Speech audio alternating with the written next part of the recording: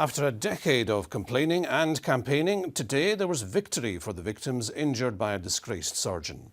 The Scottish Government announced it will grant a public inquiry into Professor Sam Eljamel. For its patients who've been campaigning for the past decade, they say this is just the beginning. Lynn Rankin has more.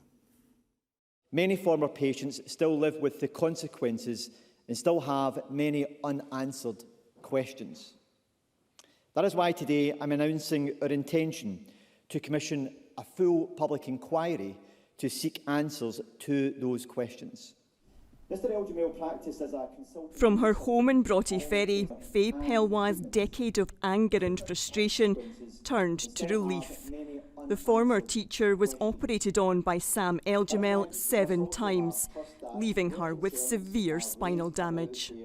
My spinal cord's been cut off in 4 different places, and one of those is going to paralyse me, and it could be tomorrow, it could be next week, it could be in 3 years' time.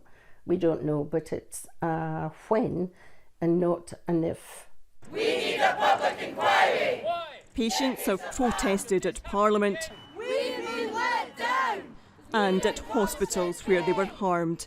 Today, their perseverance and determination finally paid off. Jules Rose has led a 10-year campaign for answers. For her, today is just the start of the journey to justice. It's bittersweet. I'm absolutely thrilled and delighted that finally we're going to be able to get the public inquiry into why the failings of NHS Tayside and they allowed Professor Eljamel to butcher so many patients and cause life-changing injuries. But I will obviously reserve judgment until we actually see what the terms of reference are of the inquiry. Last week's internal review by NHS Tayside, which revealed more than 100 patients may have been harmed by Eljamel while he was meant to be under supervision, contributed to the Scottish Government's U-turn. The commissioning of a full public inquiry under the terms of the Inquiries Act 2005 with the powers to compel witnesses is the only route to get to the bottom of who knew what and when and what contributed to the failures described by NHS Tayside. I have listened to some of the most harrowing stories that I have ever heard, of intense and permanent medical and psychological pain, of families broken apart, and of heart-rending accounts of victims' attempts to get to the truth, only to be knocked back at every turn. This Cabinet Secretary has finally accepted that the only way to get to that truth is to commission a full independent inquiry. I very much welcome this change of heart. An independent commission will run alongside the public inquiry to look into patients' individual cases. It's been a long, hard slog, trying to get people to believe us, believe in us, because up until this point, everything we've said and done has just been swept under the carpet, and yeah, it's been hard, so we're delighted. Lynn Rankin, STV News. Well, our political editor Colin Mackay was watching First Minister's questions when the public inquiry was announced.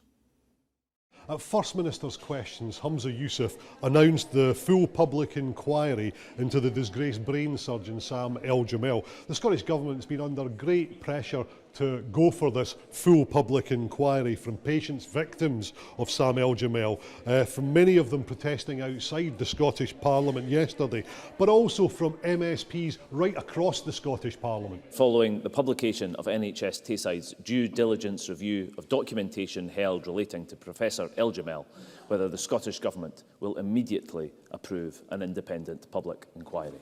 First Minister. This is a deeply important issue, and I can inform the Chamber today that Health Secretary Michael Matheson will use his statement to the Chamber this afternoon to confirm that the Government has decided to commission a full independent public inquiry. Public inquiries are not to be taken lightly. They're regularly called on to clear up some great public wrongdoing in society.